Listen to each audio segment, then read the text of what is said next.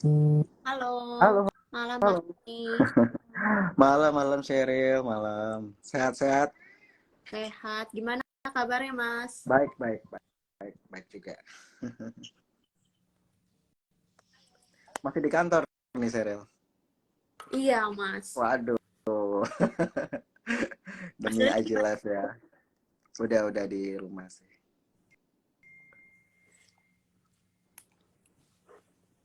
Bentar ya, aku mau pin komen nih. Buat teman-teman yang mau bertanya, silakan ya diketik di kolom chat. Gimana ya cara pinnya ya? Bentar ya. Eh, ada tulis, ada tulis komen terus di klik di komennya di pin. Oke. Oh iya. Nah, mantap. Makasih Mas. Oke. Oke. Oke, oke. Baik. Halo, selamat malam teman-teman yang udah bergabung di IG Live Investasiku dan Saham Daily. Nah, di malam hari ini sambil dinner ya, kita akan ngobrol-ngobrol sama Mas Doni tentang market update saham-saham yang potensi cuan ya, Mas. Amin, amin. Ya, ya. Oke, Mas Doni udah makan malam, udah siap kita mulai? Boleh, boleh, santai aja. Oke, siap. Nah, Mas Doni, kita mau ngobrol-ngobrol ya, Ya, market update nih. Hari ini IHSG akhirnya lanjut hijau lagi ya, ya. menguat 0,5%. Asing juga optimis nih, beberapa hari terakhir, termasuk hari ini ya. Ini net buy terus, hari ini lumayan signifikan, Hmm, hampir 600 miliar ya. Nah, ya. oke, kemarin juga kan minggu lalu tepatnya. IHSG tuh udah break MA 200 ya. Nah, kira-kira nih Mas Doni, kapan ya balik ke 7.000 lagi? Oke, oke. Sebenarnya kalau ke 7.000 itu possible karena memang tahun ini kan tahunnya kampanye pemilu ya, karena pemilunya memang di Februari kalau nggak salah di tahun 2024, tapi kampanyenya sudah mulai dari November gitu. Jadi ada sentimen yang kita bilang kampanye itu pasti uang yang beredar tuh lebih banyak begitu. Jadi kita lebih optimis biasanya kalau di tahun pemilu itu ekonominya lebih lebih gerak ya gitu. Jadi aku rasa untuk bisa sampai 7.000 itu possible. Kalau di semester satu kita itu ISG itu minusnya 2,71% ya. Makanya kalau di semester satu kita lihat mungkin di saham itu nggak terlalu menggembirakan, ya kan? Karena ISG-nya aja minus gitu. Yang positif itu kalau saya nggak salah indeks Rika Hati ya, itu dia positif gitu. Yang minus cuman ISG minusnya lumayan, waktu itu sempat 3% lebih gitu kan. Nah, kalau ditanya ISG kapan ke 7.000, saya rasa di semester kedua ini bisa gitu. Kalau kita lihat range year to date aja ya, itu kita di 6542 sampai 6971 kan. Di pemilu, sebentar kita buka datanya pemilu. Itu IHSG tahun 2004 itu menguat 17,7%, tahun 2009 pemilu itu di 53,7%, 2014 di 17,6%, lalu di 2019 menguat 4,6%. Let's say lah di tahun ini itu dia menguat 5% aja. Kalau kita kalikan ya, saya pakai angkanya berarti yang 6971. Saya pakai angka yang tertingginya ya, year to date itu dikalikan 5% aja naiknya, itu dia ke 7.300 dia punya ISG. Tapi kalau kita mau pakai range-nya itu di tahun lalu yang sampai 7.300 kalau saya nggak salah, itu bisa sampai ke 7.700 lebih. Makanya kalau kita baca dari beberapa report analis itu ada yang ke 73, 75, 77 gitu kan. Nah, itu mungkin kisarannya seperti itu karena melihat data dari uh, efek pemilu ya, seperti itu. Jadi ini lumayan, semoga lumayan lebih menarik dibandingkan di semester satu ya, gitu. Karena memang semester satu itu lumayan berat ya untuk di saham gitu. Oke, Mas. Kira-kira kapan ya Mas ke 7.000 ya? Akhir bulan Juli optimis nggak ya? Akhir bulan Juli biasanya kalau ini kan masa peralihan ya, karena kita baru dari semester 1 ke semester 2 gitu. Biasanya itu masih eh, nggak menentu. Secara makro pun kita lihat kan kayak Rusia sama Ukraine masalah biji-bijian itu yang di Laut Hitam itu ya. Jadi stop lagi. Nah, sekarang kita lihat harga gandum udah naik kan. Nah, nanti mungkin efeknya, oh iya saya lupa, kita belum disclaimer on ya. Saya takut nyebut saham nih. Oke guys, malam ini nih ID Lab sama investasiku sifatnya itu lebih ke edukasi, di mana kita sharing kita punya pemikiran ya, tapi bukan ajakan untuk membeli atau menjual uh, saham tertentu ya. Jadi setiap trader ataupun investor itu kalau dia trading atau investing itu pasti ada namanya resiko. Jadi resikonya ditanggung masing-masing ya. Jadi ini kita cuma kasih point of view dari sisi kita seperti itu. Oke. Jadi tadi kalau kita lihat pemilu ini kan kita nggak milih cuma presiden ya. Kita pilih itu juga DPR, DPD, DPRD provinsi, ya kan, lalu kota kabupaten gitu. Jadi lumayan besar. Kalau kita lihat kita punya budget untuk pemilu itu sekitar 76 triliun di tahun 2024. Kalau 2019 itu cuma 25 gitu ya. Jadi udah naik sekitar 199%. Dari segi budget untuk pemilu aja itu sudah hampir 200% naiknya. Jadi bisa dibayangkan ya, kalau tadi kita pakai asumsi cuma 5% gitu ya, harusnya di tahun 2024-nya lebih tinggi gitu. Tapi kita ngomong 2023 kan gitu. Masa kampanye kapan ya sebentar? Kampanye itu tanggal 28 November 2023 sampai 10 Februari 2024 gitu. Jadi cuman masa kampanye cukup pendek ya, 75 hari doang gitu. Jadi aku rasa mendekati bulan September itu udah mulai hot karena apa? Karena pencalonan presiden dan wakil presiden itu tanggal 19 Oktober sampai 25 November. Jadi periode-periode itu biasanya sudah mulai panas. Hari ini aja kita udah lihat gimana salah satu calon udah pakai apa baju yang hitam putih seleret-seleret ya. Jadi kalau dulu Pak Jokowi pakai baju kotak-kotak, sekarang jadi kayak udah mulai gitu membentuk suatu mengerucut ya bahwa kalau kampanye ya pasti harus punya simbol. Nah kayak gitu. Jadi aku rasa cukup cukup menarik ya untuk anggota DPR DPRD provinsi itu tanggal 24 April 2023 sampai 25 November. Jadi sekarang kan sudah mulai seleksi dan sebagainya ya. Jadi ini cukup menarik untuk kita punya ekonomi secara kuartal kita naik 5% ya. Di atas ekspektasi. Jadi aku rasa dengan anggaran sebesar tadi yang pemilu itu akan apa ya perputaran uang akan lebih cepat sih. Jadi kalau ngomongin kampanye partai politik ya itu banyak hal yang kita bisa lihat contohnya ya kotak suara. Kotak suara itu kalau teman-teman jeli ya itu kan pakai sekarang kita nggak pakai yang seng atau aluminium kan kita pakai box ya itu namanya karton duplex kedap air jadi pakai karton. Nah kalau ngomong karton kertas nah kita udah tahu nih produsen kertas di Indonesia itu yang terbesar siapa gitu. Jadi sebenarnya clue-nya ya kalau ngomongin pemilu udah tahu kotak suara, surat suara itu pasti pulp yang dipakai ya kan untuk pasti produsennya itu yang terbesar siapa di situ. Itu yang salah satu kita lihat. Terus ada tinta. Kalau ngomongin atribut kampanye kita berarti bicara dari parpolnya dia udah nyiapin namanya topi lah, apalagi tuh kaos lah, apalagi ya, ya dan itu kan semua pasti ke tekstil ya. Jadi kayak ada orderan pasti untuk kaos apa semua. Nah itu juga akan memutar ekonomi gitu. Lalu belum lagi soal kampanye erat katanya sama telekomunikasi, media massa, apalagi ya untuk kampanye itu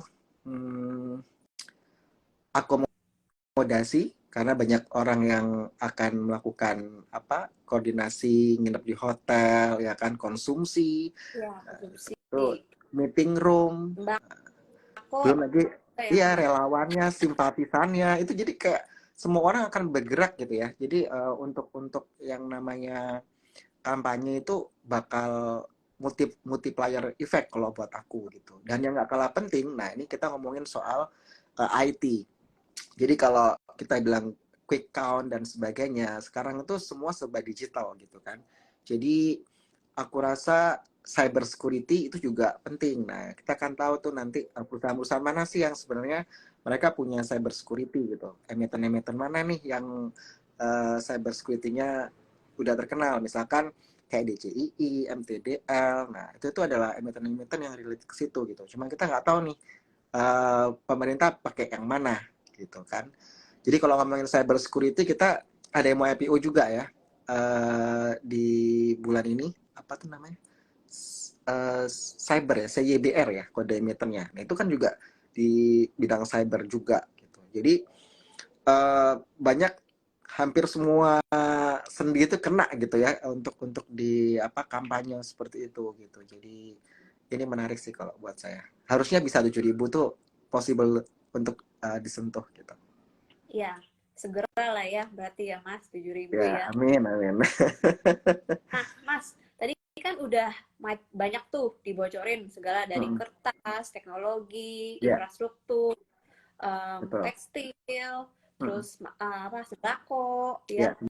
Itu Marco. kira-kira naiknya sekian lama setelah pemilu atau sebelum pemilu berapa bulan kira-kira Mas? Jadi kita bisa ancang-ancang koleksi dulu nih dari sekarang. Sebenarnya kalau kalau ya kemarin kan waktu nembus MA 200 langsung turun lagi ya. Jadi itu sebenarnya Iya, kesempatan juga buat kita gitu. Asalkan risknya kan nggak sampai 6 di bawah 6.500 ya. Jadi kalau ada ISG koreksi itu seharusnya tidak perlu yang ya, panik gimana. Pak. Tapi kita udah tahu nih, oh mana saham-saham mana yang kira-kira kita sudah jadi incaran kita. Jadi kan ada kayak watchlist sama wishlist ya. Wishlist itu kalau market merah, nah kita lihat wishlist kita saham-saham mana yang kita nawarnya itu pelit banget, nah itu kira kalau pas lagi turun terus kita ada kesempatan untuk beli, why not gitu kan. Jadi Gitu. di situ sih yang kita udah harus lihat kayak saham kaos parpol ada tuh emiten yang dia produksi untuk itu gitu. Nah jadi PR-nya itu mencari emiten-emiten yang memang bisnisnya relate ke situ gitu. Jadi kalau udah tahu sih enak ya. Jadi bisa mantau nih, oh di poin mana. Apalagi kalau pakai aplikasinya investasiku ya, Iya. bisa pasang order duluan gitu. Kalau pas tentu sama kita punya trading plan. Jadi saya rasa itu bisa mulai dicicil sih buat teman-teman gitu. Ya kalau kamu konsumsi misalkan, ya orang Indonesia suka ayam ya kan. Kalau waktu itu kita lihat poultry ya, saham-saham poultry naik ya wajar juga, tapi nggak sekarang juga karena kan makannya nanti gitu ya. Tapi aktivitas koordinasi partai itu pasti sudah dimulai dari sekarang gitu ya. Banyak pertemuan gitu ya. Dan juga untuk saham-saham yang lebih ke staples pasti juga kena ya. Itu tuh aku rasa makanya kayak emiten-emiten hotel ya, bahkan pokoknya transportasi pasti juga gitu ya. Jadi itu kayak hampir semua karena kan harus turun ke bawah ya untuk mobilisasi kayak gitu. Betul, betul. Nah, menarik Mas. Tadi Mas Doni bilang soal poultry ya. Iya, Tapi kan harga biji-bijian, iya, kayak tadi Mas Doni bilang, naik. lagi naik nih hari ini gara-gara panas lagi nih Iya. Rusia sama Ukraina. Nah, pengaruhnya gimana tuh Mas kalau ke poultry? Apa bikin sektor poultry ini turun dulu, baru nanti menjelang pemilu baru naik lagi? Nah, sebenarnya harga komoditas itu ya untuk poultry biasanya lebih ke sentimen Idul Fitri ya, biasanya Ramadan gitu ya. Tapi nggak mesti juga gitu. Kadang-kadang saya sempat ingat kayaknya tahun lalu gagal gitu ya untuk poultry-nya untuk bisa bisa terbang gitu. Atau kayak CPO, biasanya CPO kalau Dewalinya India itu mungkin tahun ini di November kali ya kalau saya lupa. Nah itu biasanya naik menjelang itu gitu. Tapi karena namanya komoditas itu dia sangat fluktuatif ya, kayak susah diprediksi gitu. Jadi kalau dibilang masalah poultry, kita lihat corn itu dia kita compare sama akhir Juni ya. Corn itu dia harganya plus 10% udah naik ya, bener tadi kata si Feril, dia naik 10% dari akhir tanggal 27 Juni 2023 gitu. Sedangkan wheat itu udah naik 13% Nah, dari akhir Juni gitu. Nah, kalau soal wheat ini kita lihat bahwa Indofood mungkin ya, Bogasari yang biasanya suppliernya buruan. ICBP sama sama Mayora ya. Iya. Jadi kalau WIT itu naik 10%, ya itu ICBP itu mesti naikin average ISP-nya itu 1,8%, sedangkan Mayora itu dia harus naikin 1,5%. Average selling price-nya dia gitu. Setiap kenaikan 10% dari harga gandum. Jadi lumayan ya gitu. Jadi ya ini yang juga satu tantangan nih untuk emiten-emiten ini. Walaupun inventory dari ICBP itu biasanya 6 bulan ke depan. Untuk Mayora dia siap untuk 3 bulan ke depan gitu. Ya mungkin kalau uh, laut hitamnya di blok kayak gitu, nggak bisa lewat situ, dia mesti naikin pembelian dari US, Kanada, Australia gitu ya. Jadi dia masih ambil dari negara lain seperti itu untuk nyupin suplainya mereka. Kalau untuk poultry ya memang fluktuatif ya, ngikutin kon juga sama lah, namanya komoditas gitu. Jadi biasanya kalau kayak gini kita lebih lihat teknikalnya juga ya. Tapi secara overall harusnya permintaan ketika masa kampanye itu entah itu sembako lah ya kan, di bagian saya nggak tahu apa tahun ini ada bantuan BLT, saya nggak tahu. Biasanya masing-masing government tuh punya, kalau periode satu ke periode kedua biasanya ada BLT, tapi kalau udah periode keduanya habis berarti harusnya nggak ada BLT lagi ya, kayak seperti itu. Oke, oke. Mantap, Mas. Selain soal pemilu, Mas, sentimen apa Mm-mm. lagi ya kira-kira yang bisa bikin IHSG tuh mantap di atas 7.000 gitu, Mas? Sebenarnya lebih ke, kalau semester kedua ini benar-benar lebih ke pemilu sih. Kalau buat aku lebih lebih kuat. Tapi kalau misalkan kita ngomong cyclicalnya doang ya mungkin kita lihat kayak tadi yang CPO ketika Dewalinya India itu ya. Itu tanggal berapa ya? Saya lupa. Dewali itu November mungkin ya. Terus kayak Winter is Coming ya. Itu mungkin periode-periode Desember, November, Desember itu kan harga batu bara udah mulai rebound lagi gitu ya. Ya betul, Diwali itu tanggal 12 November 2023. Jadi mungkin kalau dia mau pakai CPO oil, jadi CPO itu di India itu dipakai minyak itu karena apa? Karena mereka untuk festif ya, itu pasti pakai minyak gitu. Kalau gold di India itu dipakai ketika festif, pernikahan, sama apa lagi ya, satu lagi saya lupa. Upacara ya, upacara festif tadi, pernikahan, itu mereka selalu menggunakan emas gitu. Jadi makanya baik Cina, India itu suka sama emas. Apalagi Cina ya, Cina itu dia ngumpulin emas banyak sekali ya, tujuannya untuk ngurangin apa namanya dominasi dari USD ya. Jadi dia sekian 70 berapa ton gitu dia koleksi gitu. Oke, oke. Kalau soal The Fed gimana, Mas Doni? The Fed Masih kemungkinan ya, The Fed itu kemungkinan naikin sekali atau dua kali. Kalau banyak prediksi sih bilangnya sekali dua kali ya. Walaupun mungkin cenderung Fed karena kan sudah udah turun inflasi inflasi? 3% ya. Iya, Inflasi Amerika udah 3% gitu. Jadi makanya agak sumringah tuh ketika inflasi 3%. Kalau di Indonesia mungkin lebih flat ya, suku bunga nggak akan naik lagi, sehingga apa kalau sampai suku bunga turun, nah itu bagus untuk properti gitu ya. Cuman saya ngeliat gini, properti ini agak-agak suka bikin galau gitu ya. Begitu naik turun lagi gitu kan. Jadi kayak PHP gitu. Jadi sebenarnya ketika batu bara turun ya, itu bagus untuk semen, betul kan? Jadi ini properti pasti ada semen gitu kan. Kalau properti, karena permintaan KPR untuk properti ya, untuk menengah ke atas harga 1 sampai 5 M tuh naik gitu. Jadi itu bagus. Cuman yang jadi masalah ya itu tadi, musim pemilu. Pemilu itu biasanya orang nahan untuk membeli properti. Jadi setelah uh, presidennya tahu baru mereka berani untuk investasi gitu ya. Jadi masih 50-50 untuk properti. Kalau tadi pertanyaan semester kedua, tapi kalau misalkan teman-teman telat gitu ya, misalkan wah properti udah naik nih gitu kan. Secara riset tadi BSDE sama CTRA bagus ya risetnya ya. Mungkin SMRA yang masih ketinggalan. Kalau misalkan wah properti udah ketinggian ketinggian menurut kalian ya, nah itu mungkin kalian bisa lihat semennya turunannya gitu, karena memang harga batu bara turun gitu. Jadi cost production dari semen itu lebih besar di apa, di batu bara ya gitu. iya, iya. Batu bara jadi pengaruhnya kalau turun itu positif ya sama harga semen ya. Oh ya, makanya semen Gresik INTP kalau kita lihat capnya bagus. Oke. Oh, berarti Ya, semen jagoan Mas Doni ini INTP nih ya. enggak Kalau juga. SMPN Soalnya gimana? gini ya, semen Indonesia itu juga bagus. Semen Indonesia kan menguasai hampir semua ya.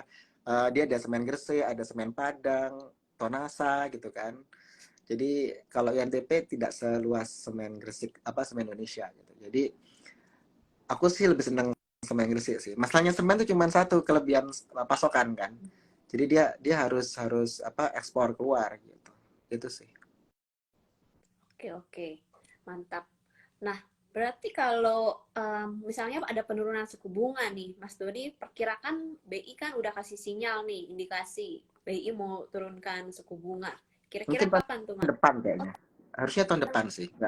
Nggak tahun ini sih kalau kita baca-baca tuh kayaknya dia flat aja sampai akhir tahun oh, gitu. gitu. Hmm. Kenapa tahun depan, Mas? Padahal inflasi kita kan sudah makin dekat nih sama Nah, target itu pemerintah. juga kita kita sih karena kalau kita baca-baca belum ada sinyal bahwa dia akan nurunin suku bunga ya gitu.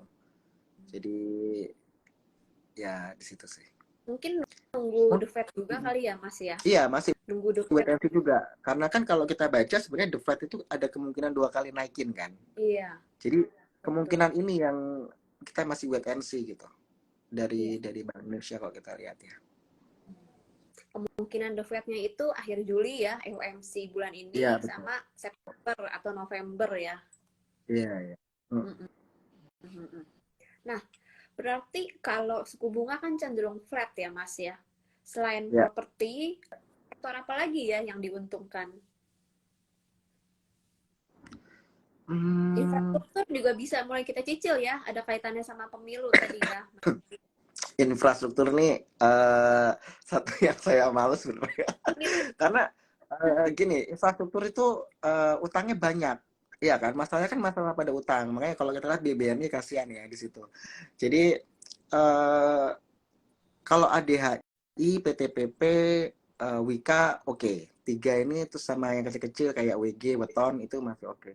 Tapi WSKT yang mungkin charge-nya nggak akan naik gitu ya. Jadi kalau konstruksi ini kalau buat trading buat saya, kalau konstruksi lagi naik, saya mungkin pilihnya WG atau Weton. Saya nggak ambil yang gede-gede gitu, karena kita lihat lotnya gitu ya. Tapi yang saya hindari cuma satu WSKT sih, karena memang ya masalahnya terlalu banyak gitu. Jadi dihindari dulu gitu. Oke, Konstruksi dan ini tergantung juga dari calon presidennya nanti ya. Apakah dia akan melanjutkan pembangunan, masih masih infrastruktur yang difokusin atau gimana. Nah, infrastruktur pun juga nggak apa-apa dibangun sebenarnya. Cuma masalahnya kalau kita lihat masalahnya WSKT banyak supplier yang nggak dibayar, nah itu jadi suatu kan masalah juga gitu ya. Jadi aku rasa mungkin ya nanti Menteri BUMN lah ya yang harus ini gitu. oke, oke. Sorry, maksud aku tadi sektor komunikasi, Mas. Itu juga Oh diuntungkan ya komunikasi, oke. Okay. dari penurunan suku bunga, dari suku bunga yang besar, terus juga dari mau pemilu ya, konsumsi data Ya kan akan meningkat ya, mau pemilu. pasti pasti. Kalau telekomunikasi itu sudah pasti apa ya kita bilang harusnya cuan sih karena koordinasi itu pasti zaman sekarang kalau nggak pakai nggak ada sinyal udah selesai ceritanya gitu ya. Jadi dan tahun ini tuh beda komposisinya. DPT itu lebih banyak kaum milenial sama Gen Z. Jadi agak berbeda dengan pemilu-pemilu sebelumnya gitu ya. Di mana generasi TikTok, YouTube, Instagram gitu ya. Jadi pasti cara mereka untuk kampanye juga mungkin berbeda gitu ya. Jadi makanya kalau kita lihat ada media di situ, mungkin TV sudah bukan hal yang populer lagi ya. Kalau kita lihat mungkin pendapatan seperti SCMA gitu ya, itu turun karena iklannya itu tidak sebanyak dulu. Betul. Jadi dari situ juga ada efeknya gitu ya. Even kayak mereka punya video.com, terus kalau RCTI itu punya apa ya? MNCN punya RCTI Plus kalau nggak salah. Itu lebih lebih banyak ya jumlahnya MNCN daripada uh, untuk streaming ya. Untuk streaming tuh SMA masih kalah ini video.com dibandingkan dengan MNCN. Nah, untuk tadi bilang telekomunikasi, kalau dari tower mungkin saya lebih suka MTEL ya karena dia paling banyak jumlah towernya, Jadi kalau kita ngomong uh, untuk luas jangkauan ya pasti Telkomsel ya juaranya gitu untuk satu Indonesia gitu. Itu udah jelas. Tapi kalau misalkan nanti harus lihat teknikalnya mungkin Excel juga menarik ya. Kalau ISET udah terlalu tinggi untuk sekarang kita bicara. Ini disclaimer on semua ya. Jadi masalah preference saja. Terus untuk apa lagi? Komunikasi ya saya rasa Nah, Mas MTEL Prem. MTEL bisa ya untuk kita ini. Kalau friend ini waduh ini sama Moratel ya. Ini mesti diselesaikan dulu ininya dulu ya. Moratelnya diselesaikan dulu apa. Ada case-case-nya itu kalau nggak salah. Apa tuh BTS dan sebagainya itu ya. Iya, iya, Mas. Nah, menarik, Mas. Tadi Mas Doni sempat sebut Hmm, Telkom nih, Mas.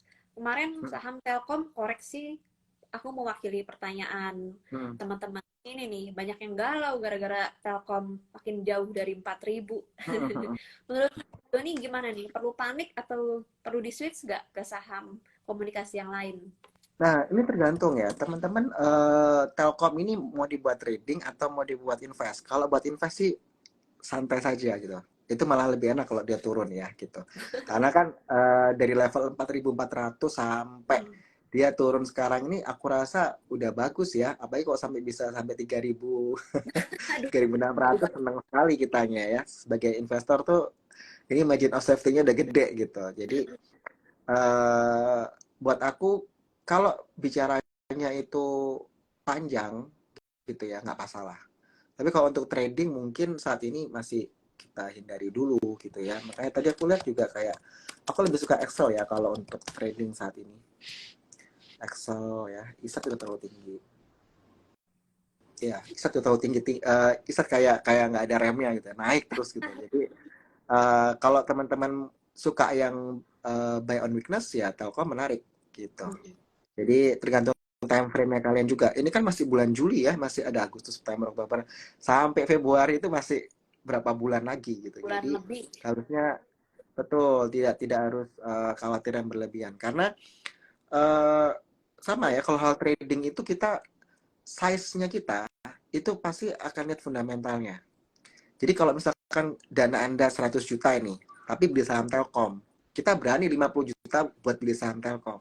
Tapi kalau sahamnya itu nggak jelas, misalkan sahamnya fundamentalnya nggak kuat, bisnis modelnya kalian nggak tahu, kalian beli 50 juta itu nekat gitu. Begitu sahamnya turun, kalian nggak tahu kapan baliknya gitu ya. Jadi itu tuh yang jadi kita consider tuh banyak sih ya untuk bahkan untuk trading pun itu kita sizing tuh penting gitu. Ini saham yang lucu-lucuan atau saham serius gitu. Nah, ini kita mau invest atau kita mau tradingnya gimana? Mau scalping, mau swing, ya itu kita mesti tentuin dulu goalsnya seperti apa, kayak gitu. Iya, iya, Mas. Oh iya, Mas. Nah, Hmm. terkait pemilu nih, aku jadi ingat nih, Mas. Kan banyak juga ya calon-calon yang mendaftarkan, apalagi mau ada pilkada juga, ya. Itu Hmm. kan tinggi-tingginya itu bisa terkait sama emiten-emiten tertentu gitu tuh, Mas. Ya. Hmm. Nah, Nah, makanya tadi kalau kita sebutin jadwalnya, itu kan masih di bulan apa ya? Dia Oktober ya. Pencalonannya itu loh.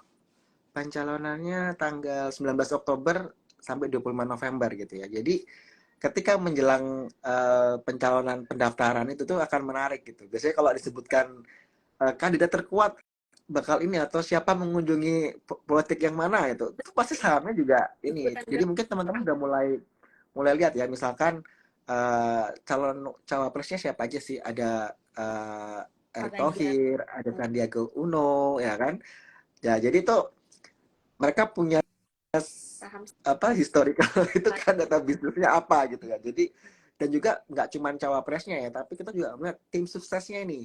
Nah, siapa yang mendukung di belakang ini? Nah, kan butuh pendanaan juga ya untuk kampanye itu. Nah, itu juga bisa dilihat ya sebenarnya tokoh-tokoh mana ini yang akan di belakang itu. Dan juga tokoh media.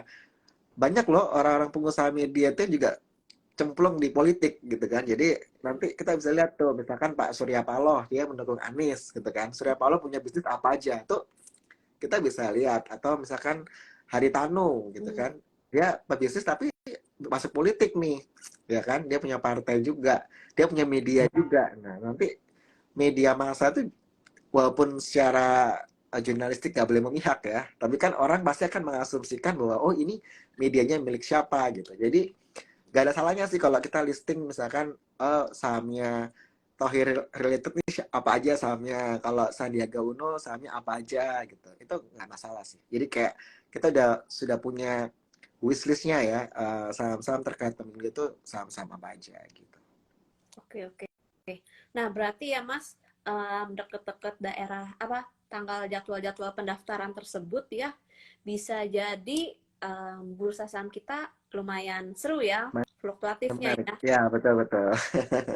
Secara historical kan September, Oktober itu biasanya koreksi Betul. IHSG secara bulanan gitu Ya, ya. Tapi itu justru betul.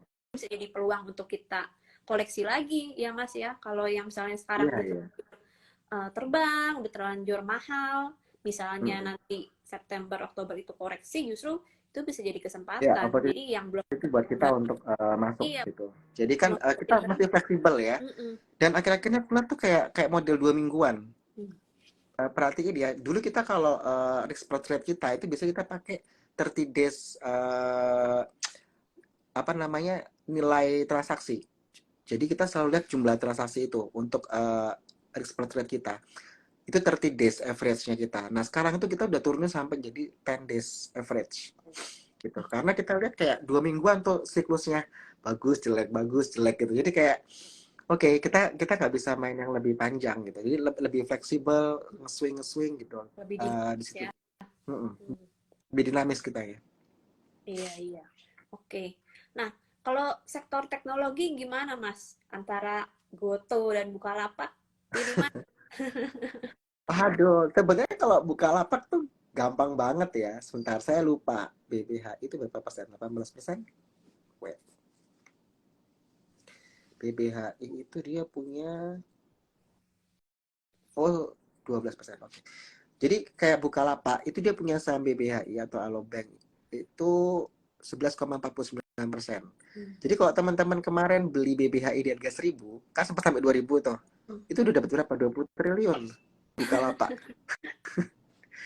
Jadi kalau buat saya Bukalapak kalau dapat cuan itu lebih gampang gitu karena dia waktu IPO juga gede kan dapatnya. Terus dia udah pakai dana IPO sekarang sisa 9 triliun kalau saya nggak salah. Gitu. Bukalapak jelek-jeleknya pun ya kalau dia mau rugi atau dia udah mau bangkrut atau gimana, dia jadi perusahaan investasi aja switch-nya. Gitu. Tapi kita kan nggak lihat itu kan karena kita lihat bahwa warungnya itu cukup kuat untuk Bukalapak ya kalau kita baca dari riset mereka gitu ya. Jadi kalau Goto kan bilangnya akhir tahun laba operasional akan profit kan, dia punya laba operasionalnya akan profit gitu. Jadi kita juga lihat gimana mereka apa namanya naikin take rate-nya mereka, lalu CEO-nya ganti juga ya kan, gitu. Jadi saya rasa itu upaya dari Goto juga untuk memperbaiki kinerjanya mereka gitu. Kalau untuk teknologi saya malah nggak ngeliatin Goto maupun Bukalapak ya gitu. Jadi kalau kita lihat Nasdaq itu dia udah naik 38% year to date. Jadi Nasdaq itu karena apa? ChatGPT ya, AI-nya ya. Saya lupa nama-namanya. ChatGPT itu bentar. Di US itu ChatGPT kan dari OpenAI-nya Microsoft tuh. Terus kalau Google Alphabet tuh punya Bard. Jadi saingannya gitu. Lalu Elon Musk tuh punya XAI namanya gitu. Jadi di Amerika sendiri itu teknologi udah naik 38% ini. Indonesia nih belum naik-naik. Jadi kayak kita ngerasa kayak kok tumben ya. Biasanya dulu ketika teknologi naik Indonesia ngikutin gitu. Jadi kalau ngomong teknologi tadi saya mungkin lihatnya lebih ke apa namanya emiten-emiten yang cyber security ya kaitannya sama pemilu tadi gitu. Pasti anggaran yang pemerintah yang tadi 76 triliun untuk pemilu itu pasti ada untuk KPU untuk apa pengamanan data dan sebagainya. Jadi akan relate ke situ sebenarnya gitu. Dan ada yang mau IPO juga kan terkait cyber security. Jadi teknologinya lebih ke situ kali ya, untuk itu. Untuk bank-bank digital, Arto harusnya masih bagus ya. Kalau Arto BBB masih oke lah. Iya, iya. Cuman kalau untuk dapat momentum wow gitu kayaknya udah, saya rasa nggak tahu ya. Kalau harusnya ketika Nasdaq naik harusnya semua emiten teknologi itu naik semua ya. Cuman kayak kayak nggak ada animo untuk seperti itu gitu. Bahkan ada emiten yang kita suka juga gitu ya, waktu itu sempat naik ya, karena dia lebih ke WhatsApp, broadcast gitu loh. Jadi itu teknologi yang menurut saya ini emiten juga masih baru sih. Tapi menarik secara bisnis modelnya. Itu pun orang juga nggak semuanya tertarik untuk melihat emiten tersebut gitu, untuk teknologi ini gitu. Padahal uh, emiten ini itu saya buka aja ya, namanya Jati ya. Dia punya bisnis bagus gitu. Kalau kalian OTP, kalau kalian gesek kredit card kan pasti ada OTP harus masukin lewat WhatsApp ya. Biasanya PIN-nya itu berapa, kodenya itu pakai Jati juga. Jadi saya rasa teknologi ini saya nggak tahu apa kurang expose gitu ya, tematiknya teknologi, atau orang masih uh, trauma sama September 2021 teknologi dibanting gitu ya. Switch gitu. Karena emang tahun 2023 ini kalau kita ingat market outlook Desember yang dulu, itu lebih ke bottoms up kan, bukan ke top down. Dan kalau dulu itu lebih ke ekspektasi gitu ya. Teknologinya itu kayak kita expect bahwa ini kan begini begini begini ceritanya yang di ini gitu ya. Padahal kinerjanya masih minus semua gitu ya. Mau dia pakai price to sales lah, apalah dia punya valuation ya. Tapi sekarang itu lebih ke di atas kertas nih kamu cuan nggak gitu. Jadi kayak performance yang lebih dilihat gitu. Makanya tahun 2023 ini lebih apa kita bilang ke fundamental, lebih ngeliatin satu gitu ya. Kalau tender ya tender aja, tapi maksud saya nggak bisa kayak dulu lagi gitu. Kayak gampang per sektoral itu langsung, oh 2020 kita apa itu, masalah healthcare ya, ya kan. 2021 kita teknologi, 2022 kita komoditi, 2023 ini apa gitu kan. Nah, semua majority susah menebak ketika semester 1 kan. Nah, semester 2 paling gampang ya pemilu gitu. Karena uangnya sekian triliun gitu. 76 triliun itu bukan uang kecil sih untuk perputaran uang gitu ya. Itu baru dari pemerintah loh, belum dari parpolnya, ya kan? How big the money will run gitu. Jadi kayak buat aku sih semester kedua ini lebih ke situ ya. Mungkin sektoral kalau kita bicara ya consumer, teknologi gitu ya. Teknologi ya kaitannya pasti ada spending di teknologi, tapi seberapa besar itu aku belum bisa ngebaca ya kayak gitu. Tapi kayak telekomunikasi pasti, relate ke media massa juga gitu.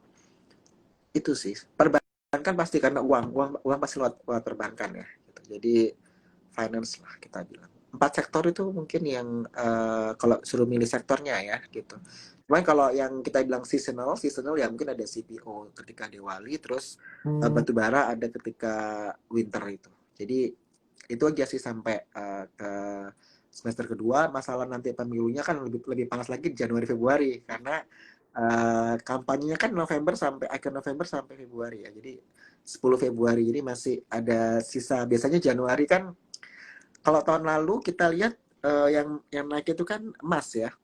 Jadi kalau teman-teman pegang saham emas dari November sampai Januari 2023 itu cuan gitu. Setelah itu turun. Nah, kita nggak tahu nih untuk di tahun 2023 ini apakah mengulang pola yang sama karena ada faktor pemilu di situ ya. Jadi ada masa kampanye di situ.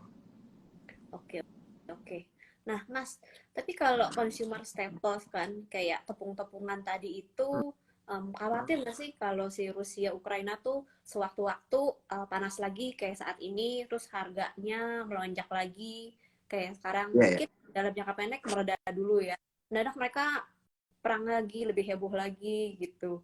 Sebenarnya Mungkin apa? selama selama daya daya beli kita masih kuat. Nah, ini kan kalau kita lihat sebenarnya UMP kita itu naiknya kisaran 9% ya. Maksimal kan 10% sebenarnya.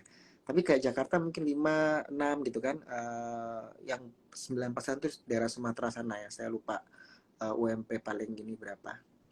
Nah, ketika apa kita punya penghasilan itu naik, daya beli bagus, terus kita punya stabilitas secara politik bagus, kondisi apa yang kita bilang keamanan bagus, aku rasa nggak terlalu gimana ya. Soalnya kalau kayak gandum tadi itu bisa dinaikin harga jualnya. Atau kalau kayak Indomie itu lama-lama dia bisa bisa produksi yang lebih kecil ukurannya, ya kan? Iya Iya. kan seperti itu kayak strateginya mereka dan mereka sebenarnya kalau kayak ICBP itu kita lihat ketika dia akuisisi Penhile ya, terus sahamnya turun sampai mungkin 6.000 7.000 gitu, akhirnya sekarang udah sampai 11.000, ya kan? Itu karena memang ya kita kembali lagi ini saham-saham yang memang fundamentalnya kuat gitu. Jadi kayak kalau dia turun itu bagus gitu, tapi kalau enggak ya gimana gitu. UMP kita itu berapa ya sebenarnya? Bentar, saya lupa ini. Lagian emiten-emiten itu juga ada strategi untuk hedging ya Mas ya, untuk meminimalisir Iya, iya. Kayak ya. tadi kan kayak ICBP dia punya stok itu sampai 6 bulan ke depan. Mm-mm. Jadi at least dia sampai Desember itu masih aman Mm-mm. gitu. Nah, untuk Ukraina sama Iya. Rusia itu kan dia ada akan pertemuan kan di Agustus nanti gitu Mm-mm. untuk bicarakan masalah ini gitu. Karena kalau misalkan diblok lagi itu nanti kasihan negara-negara Afrika dan sebagainya. Jadi kayak efeknya ke dunia itu lebih besar gitu ya. Gitu. Walaupun kayak tadi kan mereka bisa beli ke Australia, ke Amerika gitu ya, ke Kanada gitu. Cuman lebih lebih mahal untuk biaya angkutnya juga ya. Karena rutenya tuh lebih lebih panjang gitu. Jadi lebih masalah ke ongkos angkutnya gitu ya. Mantap itu. Iya, iya. Oke, baik Mas. Nah iya Mas, soal bank digital juga Mas. Kita lihat kan sekarang lumayan banyak ya. Ada BBHI, ada Agro, BBYB, Arto ya. Nah, kira-kira menurut Mas, pandangan Mas Doni, untuk 1 sampai 3 tahun ke depan nih, yang kiranya masih bertahan atau masih berkembang, yang masih bisa kita buat invest bahkan ya, kalau ada koleksi, kita bisa koleksi buy on weakness gitu. Siapa tahu kan bisa balik ke masa kejayaan bank digital ya, tahun 2021 ya, kalau nggak salah ya. Sebenarnya kalau untuk bank digital ini kan mereka menyasar awalnya ya menyasar ke orang-orang yang nggak punya akses ke bank, ya kan? Jadi kayak lebih lebih ke bawah gitu pasarnya itu. Jadi untuk ngajuin kredit itu nggak berbelit-belit gitu kan, karena kredit yang diberikan nggak terlalu besar jumlahnya gitu. Dan kayak misalkan BCA dia punya Blue. Nah, BCA itu punya database tuh cukup cukup kuat gitu, sehingga dia tahu oh orang ini kalau mau dikasih pinjaman ya lewat Blue itu paling cuma sekian gitu. Kalau dia ngajuin pinjaman di BCA mungkin ditolak, tapi kalau dia pinjaman di Blue oke gitu ya. Nah, kalau ngomongin Arto, Arto ini ekosistemnya tuh bagus ya. Jadi kayak dia memang benar-benar dapat digital yang sama GoTo iya, Bevin iya, ya bisa mention lah mereka kerjasama dengan siapa aja gitu. Jadi aku rasa Arto sih kalau harus harus memilih ya. Apa lagi sih?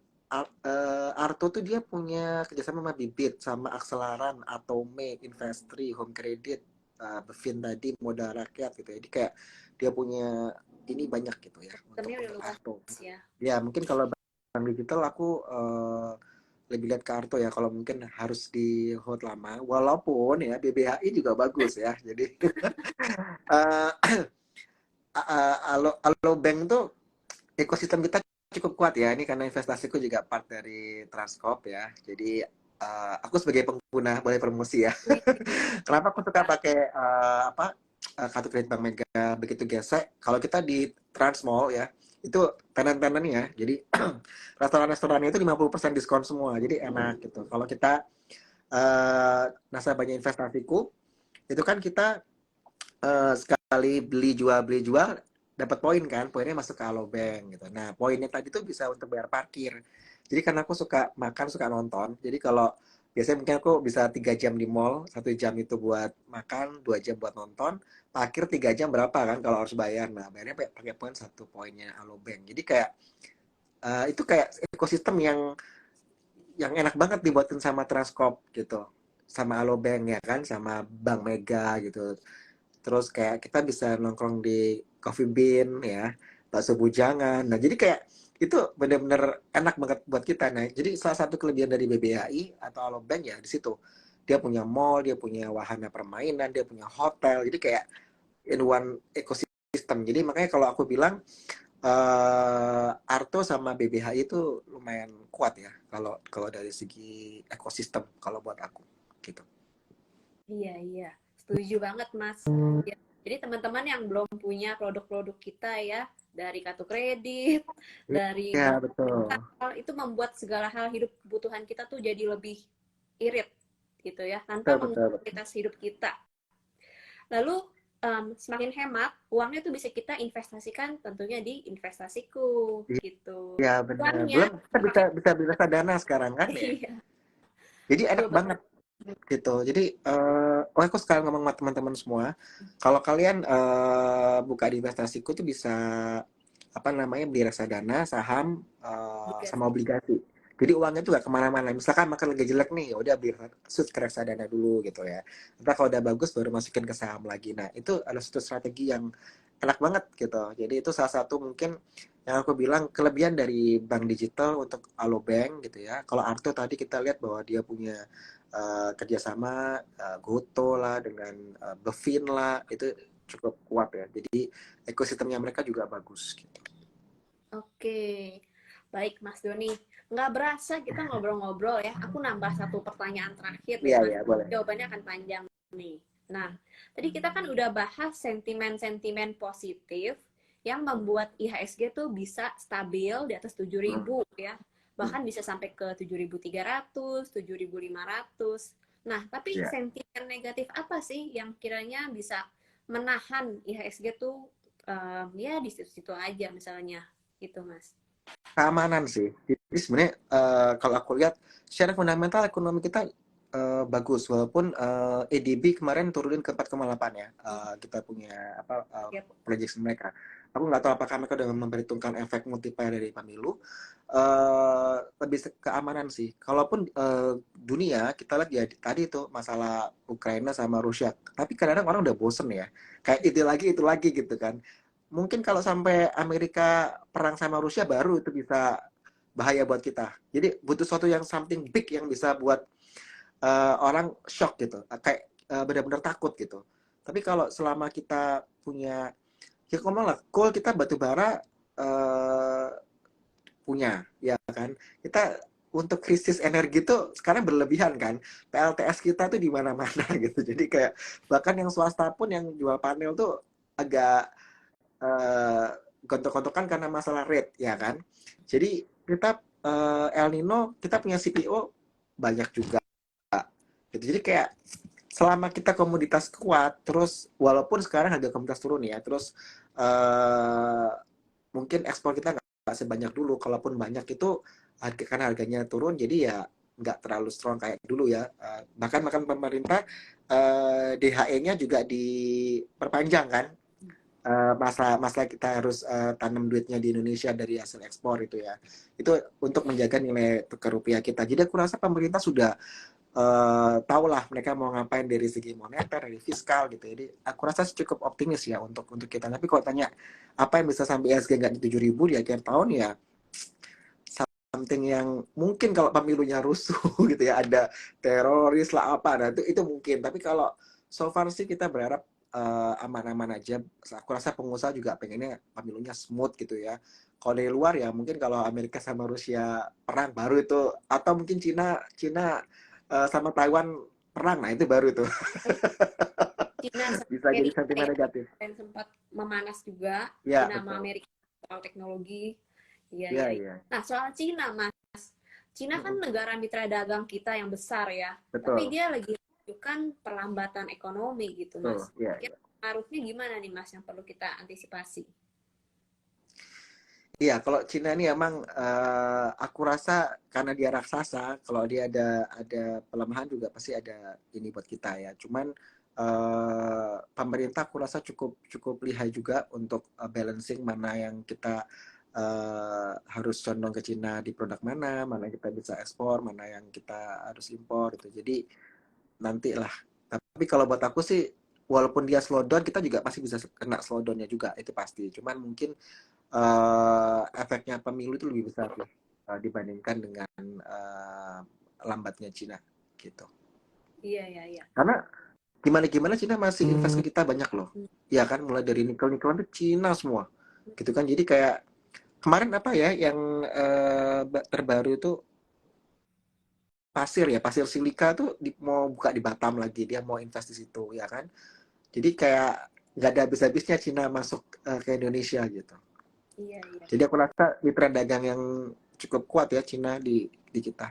Iya, betul, betul. Setuju, Mas. Lagi pula kan pemerintah di China itu juga dengan berbagai cara lagi menyiapkan stimulus ya untuk mensupport pertumbuhan Propertinya. dia di China gitu ya. Lagi pula juga kita kan di dalam negeri ya daya beli kita masih lumayan kuat ya, ada So, kenaikan UMP, apalagi mau pemilu dengan dana kampanye sekian besar ya, ya. Cukup yeah. optimis lah kita ya, Mas. Optimis. Ya, rata-rata sih kalau kita baca semua optimis sih. Amin. Iya, iya, iya. Selain itu apalagi Mas? Ada sentimen negatif lagi nggak ya? Yang sekiranya harus dihati-hati gitu. Atau nasihat-nasihat investasi Mas? Banyak pemula nih Waduh. soalnya. Ya untuk kalau pemula ya yang penting itu kalian uh, risk per trade itu penting ya, risk per trade. Jadi aku ada tulis di sahamdaily.com tentang risk per trade. Kenapa? Karena kalau kita pengen cuannya doang itu gampang. Tapi orang tuh nggak pernah siap kalau rugi gitu. Karena maunya gue mau di saham tuh maunya cuan, bukan mau rugi gitu. Itu mesti dirubah gitu. Makanya kita selalu ngomongnya risk versus reward, bukan reward versus risk gitu. Karena di saham itu musuhnya itu kita sendiri gitu. Selain banyak dana yang lebih besar daripada kita gitu, makanya kita harus tahu risk profit kita berapa, apakah 1%, apakah 0,2% dari total modal kita. Nah, jadi money management itu erat kaitannya sama risk profit tadi. Jadi mungkin kalau teman-teman ini bisa baca di sahamduli.com, cari yang risk portrait ya, itu baca di situ, atau di story IG story kita ada di situ. Terus untuk pemula ya nggak usah banyak-banyak mainnya. Jadi kalau kamu punya 10 juta, saya cuma bisa ruginya 2 juta kok, ya udah 2 juta aja mainnya. Jangan kita masuk sampai 10 juta. Karena kalau udah 10 juta hilang, ngenes gitu. Jadi harus tahu bahwa kita di fase mana nih, masih newbie, masih belajar, atau emang kita sudah yang expert udah sekian tahun yang setiap hari trading atau investing gitu. Kalau mau investing ya gampang. Investing itu kan cuma dicari biasanya dividen kan sebenarnya, dividen play gitu. Wah saya nggak tahu kok saham-saham yang dividen play itu apa. Buka aja indeks yang apa high dividend, high div 20. Itu ada ya di bursa. Bentar. Saham-sahamnya itu ya kayak Adaro, AMRT, Antam, ASI, BBCA, BBNI, BBRI, BJBR, BJTM, BMRI, Bank Niaga, BSSR, Hexa, HMSP, Indofood, ITMG, MPMX, PTBA, Telkom, dan UNTR. Gitu. Ambil contoh ya, mungkin kalau teman-teman yang dananya besar gitu ya, saya contoh aja 10M gitu. Kalian masuk ke Hexa, misalkan Hexa itu 14%. Nah itu kalau 10M kalian dapat dividen 14% ya udah berapa? Bagi 12 per bulan. Jadi as if kalian dari dividen aja itu udah dapat cuan per bulan. Misalkan biaya hidup kalian berapa 50 juta. Ini kan angka contoh ya. Tapi misalkan kalau kalian cuma punya uang misalkan cuma 10 juta, terus saya mau gimana nih, kan nggak mungkin kita dapat dividen gede gitu kan sesuai proporsinya tadi. Ya nggak apa-apa, pelan-pelan aja. Karena investasi itu bisa sampai kita usia pensiun, sampai kita kakek nenek gitu. Jadi long term gitu. Kalau emang pengennya investasi ya, misalkan kayak kita biasanya kalau paling bukan paling aman ya, tapi paling stabil ya BCA misalkan, karena sejak stock split pun naik udah 9.000 sekarang ya kan. Dulu stock split di harga berapa, 7.000 gitu. Jadi itu dari segi capital gain aja udah gitu. Mungkin BCA dia punya dividen nggak besar ya, cuma 2%-an gitu. Atau mungkin kita pilih Bank Niaga. Bank Niaga itu kita bilang sebagai mininya BCA gitu. Bank Niaga itu kalau kalian ambil dari tahun 2020 ya, harga 600-an, sudah 1.500. Capital gain-nya dapat, dividennya Bank Niaga itu di 7%-an. Jadi dapat capital gain, dapat namanya dividen. Jadi double dapatnya. Itu salah satu contoh ya. Nanti mungkin teman-teman bisa lihat kayak BJBR itu dividennya sekitar 8% gitu. Cuman mungkin harga saham BCBR tidak seperti Bank Niaga gitu ya, yang capital gain-nya kita bisa dapat seperti itu. Jadi atau ITMG, MPMX. Nah, teman-teman akan lihat tuh penjualan motor bagaimana, bagus nggak? Gitu. Kalau penjualan mobil ya sampai dengan Juni kalau saya nggak salah, itu secara wholesale itu dia naik 6%-an, 6,5%. Tapi kalau secara retail itu penjualannya naik 8%. Gitu. Jadi berarti kan saham-saham yang relate ke otomotif itu bagus gitu. Ya kan, belum ngomong EV ya. Jadi kayak mungkin kalau di RMA karena Hyundai udah besar-besaran di Indonesia invest terus dia jual ekspor gitu ya. Jadi pasti akan bagus untuk di RMA. Salah satu contoh seperti itu untuk EV gitu ya. Jadi teman-teman mesti lihat kalau misalkan masih pemula nggak apa-apa tanya-tanya, dengerin aja biasanya Sheryl pagi-pagi IG Live ya. Betul sekali Nah, Mas Doni. bisa tanya sama Sheryl juga gitu. Jadi aku rasa makanya itulah ada komunitas, ada sekuritas, ada sel-sel sekuritas yang bisa bantuin kita. Jadi bisa tanya jawab gitu. Jadi dapat dapat pencerahan tuh di sini gitu. Jadi kayak gratis nonton enak bisa. Jadi kita bisa tanya jawab gitu. Dan untuk nasabahnya investasiku yang under saham daily itu kalian bisa tanya sama kita. Jadi kita ada grup WA kita.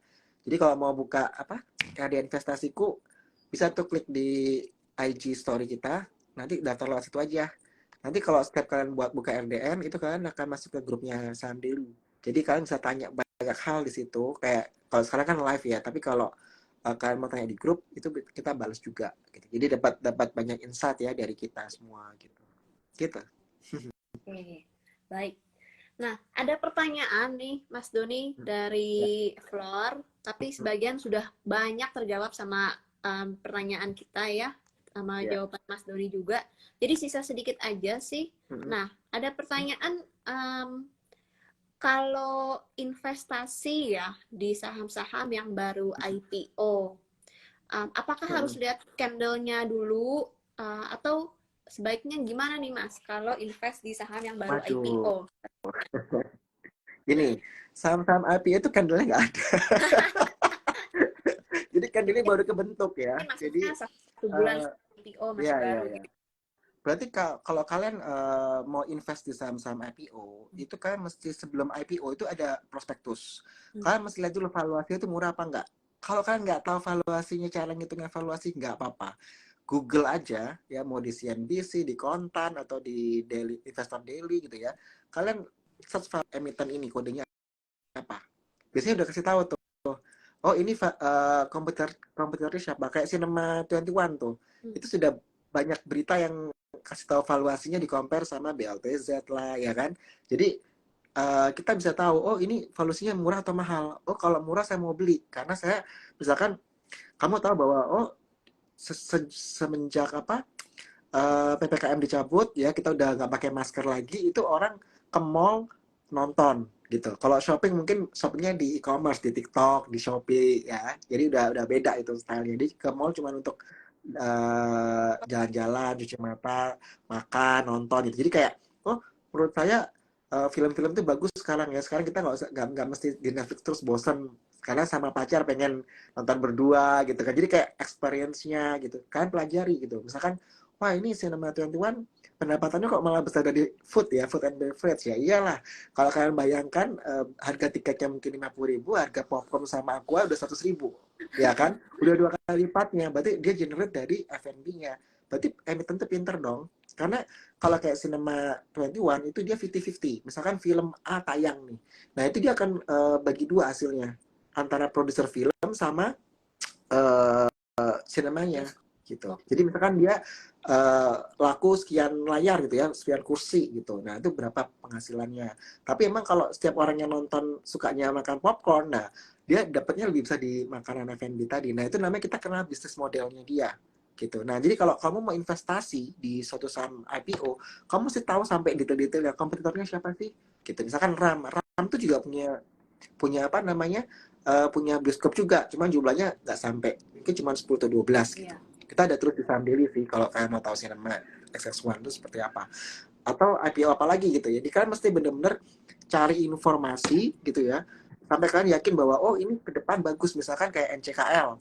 Oh ini apa nikel ini bagus nih, dia punya nikel seperti ini, begini untuk EV dan dia kan tahu story-nya, kalian yakin kalian beli ketika IPO, tapi bukan untuk di tradingin harian, tapi untuk long term gitu. Karena kan EV sendiri mungkin kayak kita deal sama Elon Musk saja, kita nggak tahu tuh kapan dealnya, ya kan?